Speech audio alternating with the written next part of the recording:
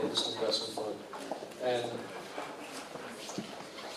I'm here to introduce my esteemed guest, Jeff Burton, who runs the Berkeley Skydeck Incubator, Cameron Titleman, who runs the Stanford StartX Incubator, and Crystal, who runs the SF Fund. So, fun cue. It's fun. It's fun. So, I think there's been an incredible trend in the past, especially 4 or 5 years, in terms of accelerators and their change to not only the Valley but worldwide. And it's really helped shape companies to be ready for venture, but also ready to take on a global market. So with that, turn it over to the panelists.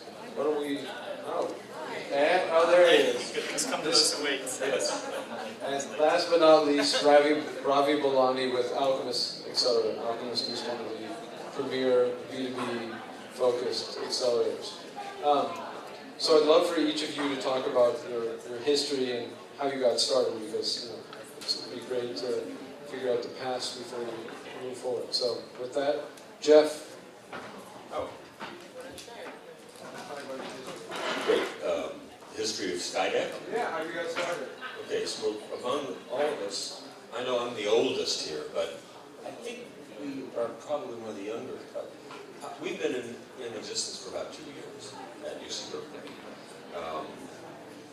The university decided they wanted to, in a very kind of unusual step, support a university-owned and operated accelerator just for UC Berkeley startup companies, and it would be funded by 3 different parts of the university. I'm not an academic, I've always been an entrepreneur, and I didn't realize that there are sometimes difficulties or issues among different parts of the university that kind of have kept them traditionally from really working well together. Particularly between engineering and business schools. But in Berkeley's case, they came together, the Haas School of Business and the College of Engineering, and then the third party to that was the Vice Chancellor for Research's office. They decided to equally fund Skydeck's existence. We are off campus, 1 block off campus in downtown Berkeley, on the top floor of the tallest building in Berkeley. And that's another kind of maybe insignificant, but it's a nice feature. Berkeley decided, we used to have these kind of pockets of startups around campus at different schools, some of which were in basements. And so it was a really different experience for all of those startups that are coming from Berkeley, or coming out of Berkeley, were raised to the top floor. We have a 360-degree view of the Bay Area, a perfect view of the Golden Gate and San Francisco. And surprisingly, it makes a difference in the whole attitude of the way the place feels. So UC Berkeley was, I think, we're still kind of in the middle of the experiment, but we've had a lot of successes in the last 2 years. And we hope to have a lot more, but we don't have the history of StartX. Yeah, with that, Cameron. Hi there, I'm Cameron Titleman.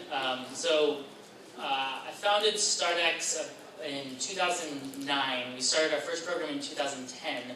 We kind of have the opposite story as these guys. The university did not want us to start, or a lot of people didn't, and the university didn't want us to start. We were part of the student government, funny enough, which is a legally separate nonprofit. Started up, a lot of people screamed at us, called our mentors, told them they couldn't participate. The university has a lot of politics, some people were supportive. But we just went through and did it, because we were legally separate, so we could do whatever we wanted there. Formed a lot of good relationships, clearly. And then after 2 years as part of the student government, spun out as a separate nonprofit. And what our mission is to accelerate the development of high potential founders through experiential education and collective intelligence. So we bring in founding teams who are leaving the university or working 70 hours a week on top of school, all the way up to alums who have already built 1,000-person companies.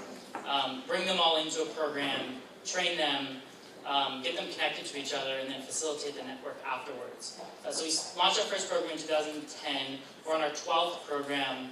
We've had 157 companies through. 80% are funded, 10% have gotten acquired. Average funding per company is roughly around 2.1 million. So it's, 2.1 million, raised around $300 million. And then recently, we were funding completely separate from the university at first. And then in September last year, we closed a partnership with Stanford because we're legally, we're a separate nonprofit from Stanford. And now they're giving us a $1.2 million grant a year. And on top of that, we have around a $200 million fund that kind of acts like the start fund that YC has, but it doesn't automatically invest in companies.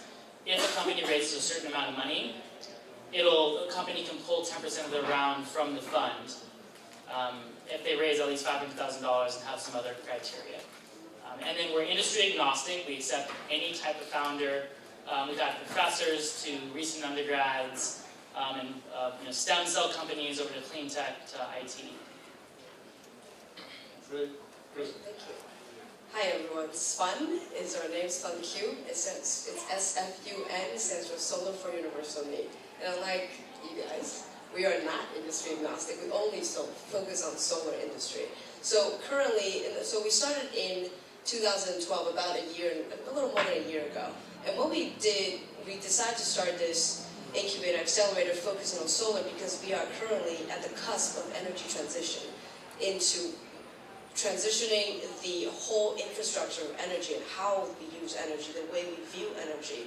And because of that, what requires the technology, we reach the point where we can actually deploy it to everyone. But now the answer is, how do we do that? And the answer, to find these answers, are the entrepreneurs who will have the answer, from IT infrastructure to financing to all sorts of ingenious business models. And we found many, many entrepreneurs out there, and we want to help them. And SPUN-Cube is where the solar entrepreneurs go to succeed. We're actually upstairs, literally right above on 3rd floor. We share space with our gracious founding sponsor, Sungevity, who's also across the street and upstairs. We get this beautiful waterfront view, and we just want to give the best to our entrepreneurs to help transition the energy and make entrepreneurs have this lifestyle, this fun, entrepreneurial, exciting life, but at the same time being meaningful and impactful. And that's why we're here, to help these entrepreneurs succeed. Great, thank you. Thank you for having me, Lev. It's great to be here. Thanks, Vator. It's fun to be in Oakland. I'm Ravi Balani. I direct Alchemist. We're a venture-backed accelerator that just does enterprise startups. So we're just focused on startups that monetize from enterprises, not consumers. And we're backed by a collection of Sandhill VCs. So we're backed by Coastal Ventures, Draper Fisher Jurvetson, USVP, and several strategics, Cisco, Salesforce, SAP, and a couple others. I'm also on the faculty at Stanford, so I teach entrepreneurship in the engineering school. Love what Cameron's done, it's amazing. And he depicted it right. It's like he's like a rebel, and now he's built this amazing thing at Stanford. And at Alchemist, we've funded StartX and Skydeck companies through our accelerator. And we do 40 companies a year. We're on class 7. If anybody has, our next class will be taking applications in the next 2 weeks. 50% of our companies are closing institutional rounds. The average raise is $2.5 million. And we've had everything from faculty from Stanford and Berkeley to from 19-year-old undergrads to 50-year-old first-time entrepreneurs. Great. So if I was an entrepreneur interested in one of your programs, what would you advise me on in terms of preparing for your program? And what is your ideal candidate profile? Like, is it 2 PhDs and a dog? Do they have to go to Stanford or Berkeley? Be doing at a solar company? What is the criteria you really look for a company to differentiate itself for acceptance? And how do you help them? Okay, so I guess I'll start. So, I think everybody's looking for founders that are going to change the world. We're looking for companies, not companies that are trying to be singles or doubles, but we're looking for companies that are going to warrant the interest of the top venture funds. And so to that end, our first screening criteria is on the teams. And when we look at the teams, we're looking for distinction first amongst the technical co-founders. So our mandate is that we don't fund non-technical teams. All of our teams are technical and distinctively technical. And ideally, the ideal team is 2 technical co-founders that are flanking a business executioner. And you don't have to have experience in the enterprise for us, but if you do, and if it provides you an unfair advantage, it's a good thing. Most, when you're raising your Series A investment, the typical things that most VCs are going to key in on are the team and the market. And within the market, there's certain things you can control, but the biggest thing you can control is the DNA of the team. And VCs are looking for great teams that can think about strategy, operations, and that great talent will want to join. And so we're looking for the same things. So any evidence of that distinction, either if you haven't worked in industry, other evidences of distinction. We've funded academics who haven't worked in industry but have been very distinctive in what they've done in academia. Or if you have built a product and you haven't come from a great academic background, evidences of distinction with that product are what we're looking for. Great. For us, 3 very simple things. Obviously, we're tackling a very, very big problem that we're having in this world.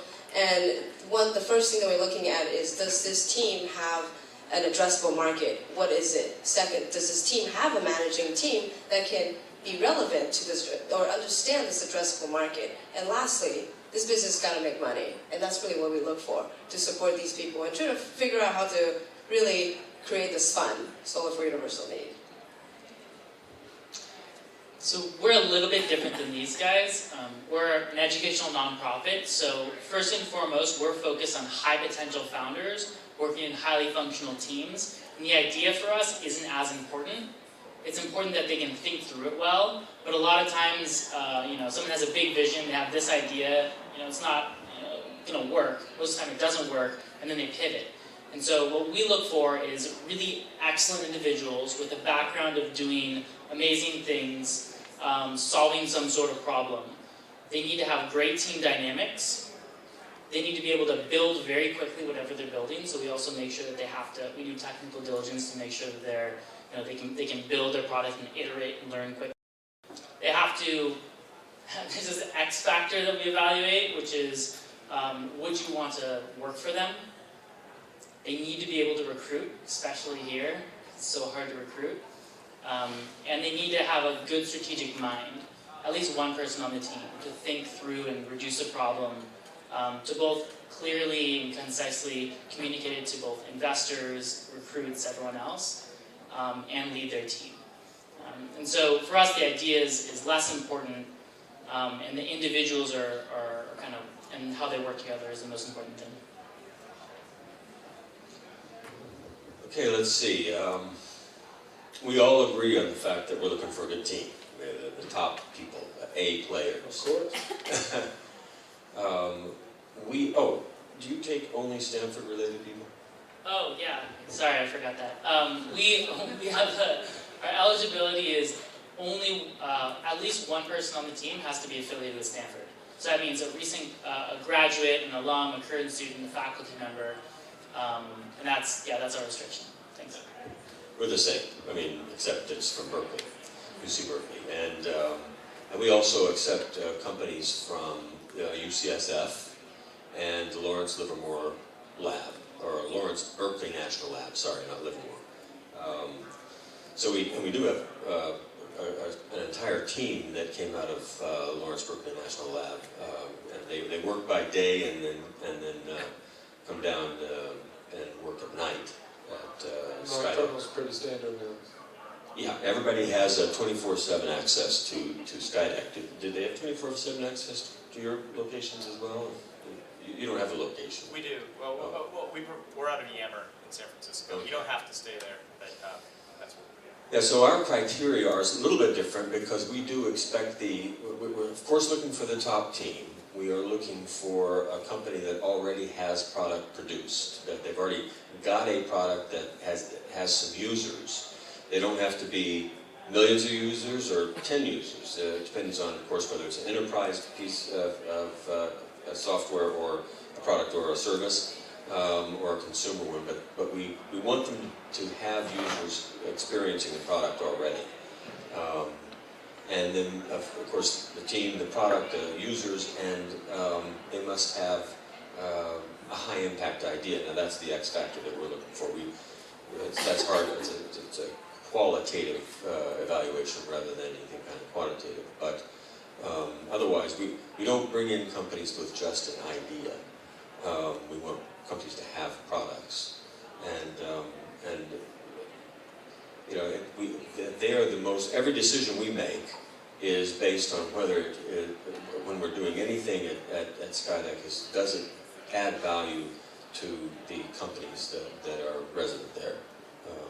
They're sort of our top priority companies. And despite the fact that we do select for top teams, we have teams that fall apart, that just can't get along. So it's not always a slam dunk to choose a top team. In fact, I now have a consultant on board who is a psychiatrist, or actually a psychologist, so that when we run into issues within team groups, we can bring in some assistance.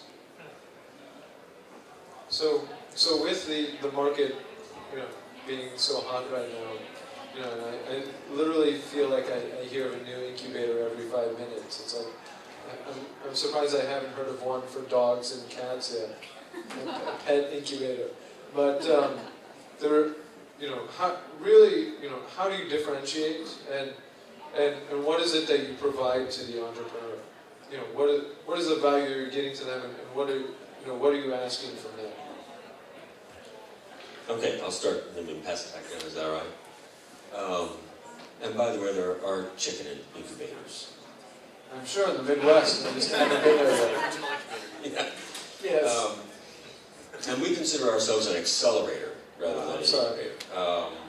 And that's a fine distinction, but what we offer, I think, is this very intimate tie to the University of California, Berkeley, which is the largest research university in the world. It's the ecosystem that differentiates, right? Yeah, I mean, because we're so close by, we have a lot of student interns that are working for the companies all the time. We have access, any company that has a problem that they need any kind of assistance with, and we monitor them all the time, or we're in touch with them, we get feedback. We can refer them to a university professor, a grad student, if they need some equipment, like one of our companies needed to do some semiconductor prototyping, and getting time on those microprocessor machines, prototype machines, is very, very difficult. All I had to do was call the dean of the mechanical engineering department and say, one of our companies needs to do a prototype fast. We got them on right then for use of that equipment. That's a nice advantage that we have, being tightly associated with the university. And otherwise, I think the other distinction that set us apart a little bit is that because we ask that companies who enter have a product already and some users, we get deeply involved with each company in helping them find customers, actual customers. We introduce them, we open doors to customers for them. So if we have a company that was engaged in a very specialized and cool wine bottle label, and so through my contacts, I'm an old friend with Peter Mondavi, and so I introduced him to the Mondavi family, and now they're investors and on the board and using the product. We had our deputy director had a friend at Stanford Linear Accelerator, and he introduced that friend to one of our other companies, and now they're using the product. So we go out and find, or if we don't go out and find, we open our advisors, and between our advisors and ourselves, we help our companies find customers so that they can gain traction, get to the point where they have a much more attractive profile. So Cameron, are you finding, is it the ecosystem as well? I know you have a fund and you invest in your companies. Yeah, so there's a couple of things. So we don't charge any equity. It's completely free to do startups for the founders. So no fee, no equity. So that's one thing. As far as we have companies that get into YC and get into StartX and turn down YC to do StartX, or do both programs.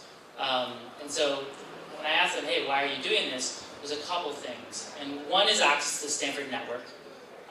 Stanford's been around a while. It's a hub of a lot of the Valley's top people, and so we can get them access to investors, a lot of people, including recruits from Stanford. There's a lot of students that want to work at startups out of Stanford.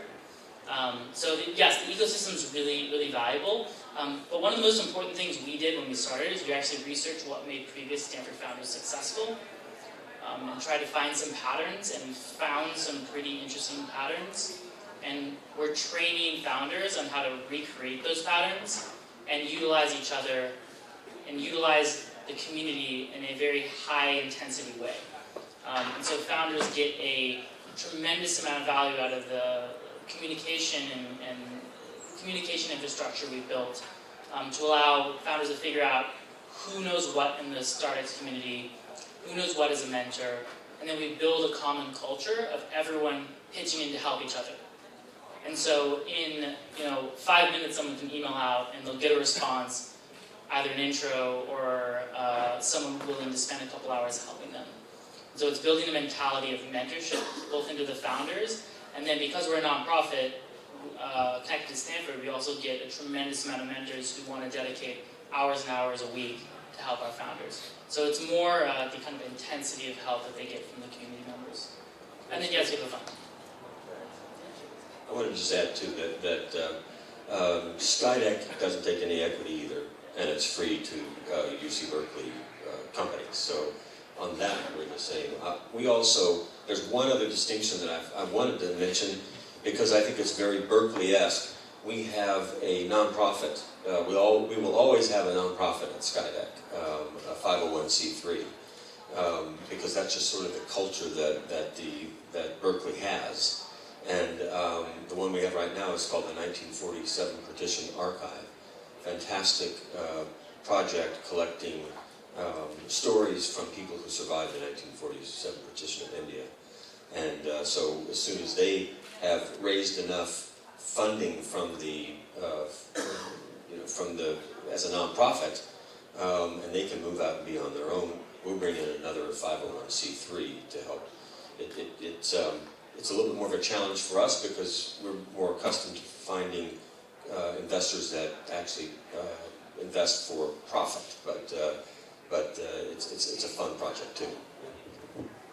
It's very interesting. I was actually expecting a lot of accelerator programs in this panel to be all about the 10x, not about this nonprofit. That's great. Same thing for us. For StunQ, we are focusing on, again, what is good for this energy transition. And we have both incubator and accelerator program. The incubator is really just creating an ecosystem, like a co-working space solely for solar entrepreneurs. And they will help each other out. A lot of times we will have partnerships just created from a beer or lunch, or even just sitting around each other, talking out loud to your teammate, and somebody overheard you and you start talking. And that's how synergy is created in our incubator program. In our accelerator program, we actually, unlike a lot or normal accelerator program, we have 9 months long program. Whereas normal people would have 90 days. And the reason we have 9 months long is because in the solar market, it is very policy driven today. So you can't just throw this idea out and see what happens. You need a lot of hand holding.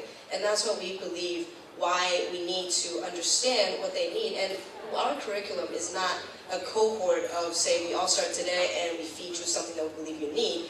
We understand each of our entrepreneur. Sit down and listen to them every single week, office hours, understand what do you need today? What kind of investors do you need? What kind of partners are you looking for? And then we give them whatever is tailored for them, from advisors that ranges from accounting, marketing, corporate structure, investment, to solar and anything. I mean, a lot of entrepreneurs come from software background, a finance background, have no idea how solar works. And that's what we are here for, to create that ecosystem. And we're the only one that focuses on solar in and around the world. Robbie? Before I delve into Alchemist, let me just give a quick piece of advice, which is for venture capitalists or even for accelerators, the best reference is to talk to the CEOs that have gone through any of our programs or that have been funded by the VCs that you're going to take money from. And so my advice is always cast a wide net, apply to multiple accelerators, or if you want to bypass accelerators, pitch a bunch of VCs, and then really ask them for references for diligence, or better yet, blind diligence them by talking to the people that have gone through the programs. Alchemist differentiates because we're just singly focused on enterprise startups. We don't do consumer startups. So we think the enterprise is sexy. We focus incredibly, it's a longer program, so ours is a 6-month program, and it's very heavily focused on sales. So it's very heavily focused on teaching entrepreneurs how to sell, and also bringing customers to our entrepreneurs. We also differentiate based on quality. So each class is limited to 13 founders, and it's the quality of the program, which is what the best want to work with the best. So we pride ourselves in having the best founders, that in turn attracts the best mentors, which in turn attracts the best investors. Our founders include the former head of BizDev for Google, left Google on Monday, joined Alchemist on Thursday, or tenured faculty at Berkeley, the WiseIO team, which is out of Skydeck, also is part of Alchemist. So we're a smaller accelerator relative to others like YC. They'll take classes of 50 to 80. We limit our group to 13, and it's a very high quality group. So where do you see 5 years ago there were virtually no accelerators, and now there seems to be so many. Where do you see the accelerator sort of ecosystem landscape in 5 years, and what is your measure of success? I mean, is it having all your companies raise a Series A? What really do you consider a success, and how do you measure that? Let's go in reverse order. Okay. So, if there is a net promoter score for accelerators, and there is, you can do a net promoter score, we rate our success in 2 ways. One is the core metric is the number of customers need to be served better.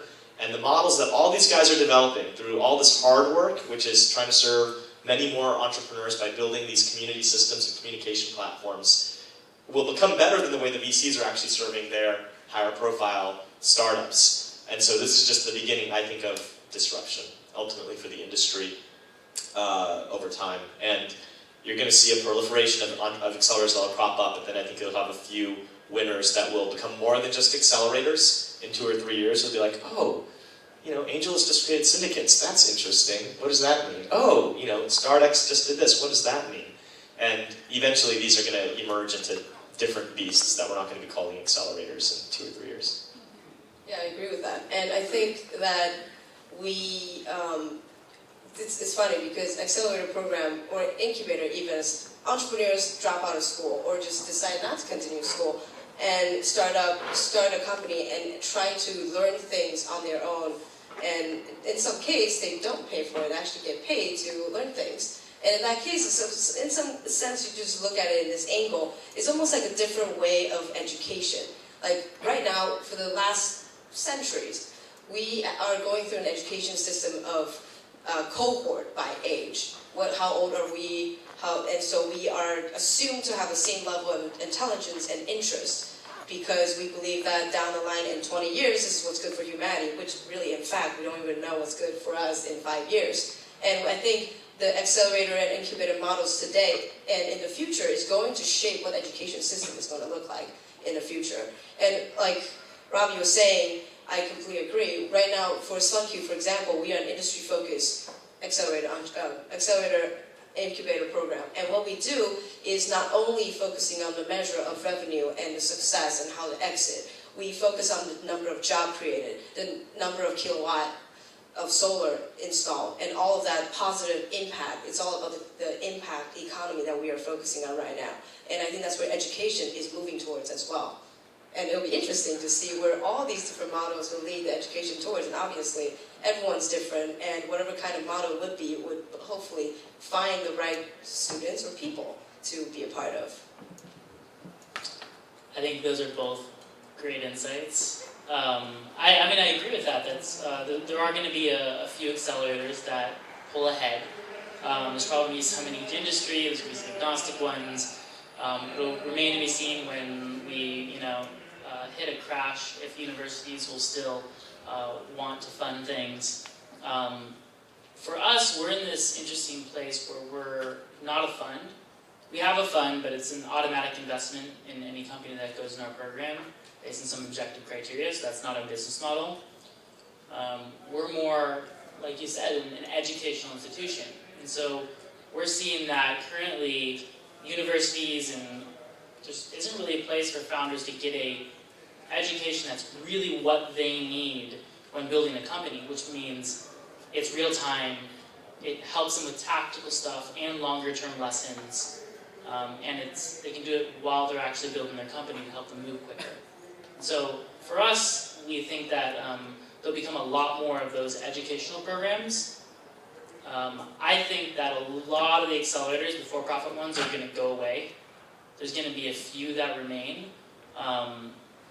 And as far as metrics for us, we figure out on a bi-weekly basis what founders need to learn and what they need help with. We have them sit with mentors to figure out, okay, based on that, what should I actually be focusing on versus what's noise? We help them develop those skills, and so we measure the amount of time it takes for that to happen. Then we track whether that actually translated into progress for their company in 6 months and 2 years. So for us, it's about what they learn and how that impacts them. And then clearly we have the company benchmarks, which is both impact related and fundraising related. So number of jobs created, how much money they raise, how many customers they have. Is that my train? Yeah, that's your train. We're about out of time. So I just wanted to turn it over to the audience, see if there were any questions. We have time for one, maybe two questions. Are there any questions in the audience? Yes. Question: Accelerator like yours, where you're funded by VCs, do you then go to your VCs or in these early stage companies, so they're kind of putting some filling out the companies, seeing what they can create?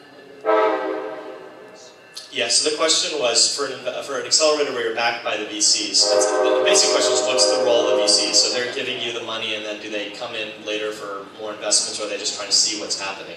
So we give cash, so you get $28,000 from us, plus you get housing and a bunch of perks, which are in kind. The cash that we give you comes from the VCs. Okay, so it's a separate decision making. The VCs don't decide who gets into the program, but the cash comes from them. Now the reason why you guys know about Y Combinator, Sequoia initially backed Y Combinator because the dilemma, and I don't know if a lot of people know that, but the dilemma that the VCs have is that they have a lot of cash to write small checks, like your seed round checks, but they don't have any time. So either they have these seed programs, so the VCs are like, you know what, we'll do a fast track program, you can get a $200,000 check from us in one meeting versus a $5 million check. But then when they're writing those checks, they don't have the time to help those entrepreneurs out. So when the entrepreneurs raise their big Series A raises, which is what the VCs care about because that's when they get the big ownership, the entrepreneurs don't have a good impression of those funds. So then they're not necessarily taking the Series A money from the VCs, which hurts the VCs. Or the VCs aren't writing these $200,000 checks, but then they're missing out. If you look at Airbnb or Dropbox or Heroku or all these companies that just raised seed money and then took off. So the reason why the VCs like the accelerator model is it's a way to solve that conundrum.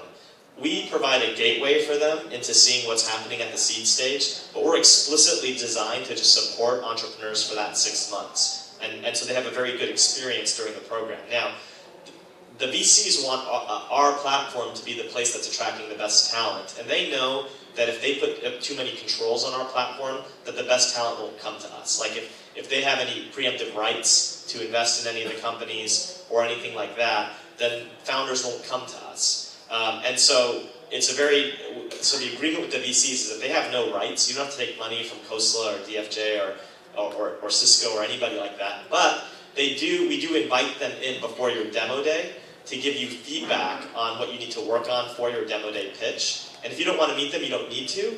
But to date, it's been a very mutually beneficial relationship. And they do it to get access to what's happening at the seed stage. Yeah, I think it also eliminates the signaling risk for the venture folks. Yeah. For those of you, I don't know if you're all familiar with the signaling risk.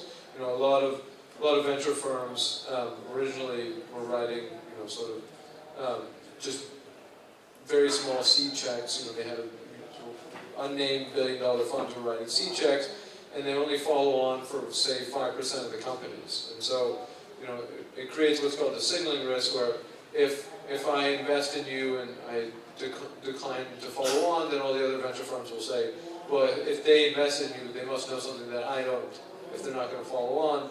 And so it creates a risk that they know something that I don't know.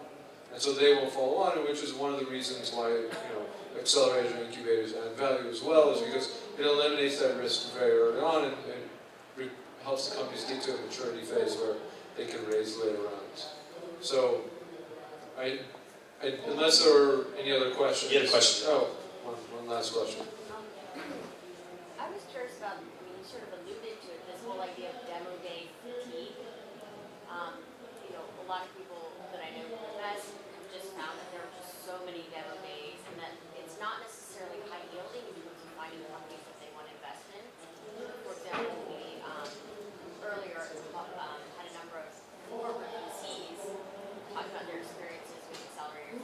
They found that those deals haven't been as high yielding as they would have hoped. So I didn't know if there was any sort of strategic vision for how you as accelerators might respond differently or change the models that you Yes, so it's a great question. The question was, how you deal with demo day fatigue. Venture folks are seeing too many demo days. I'm getting demo day fatigue. So yes, there is demo day fatigue, and a lot of it's because they work on the very packaged pitch that gives a beautiful vision of this company, and then when they meet, the companies don't end up panning out anything like they were on stage. And so what we're doing, we're considering actually scrapping demo day completely.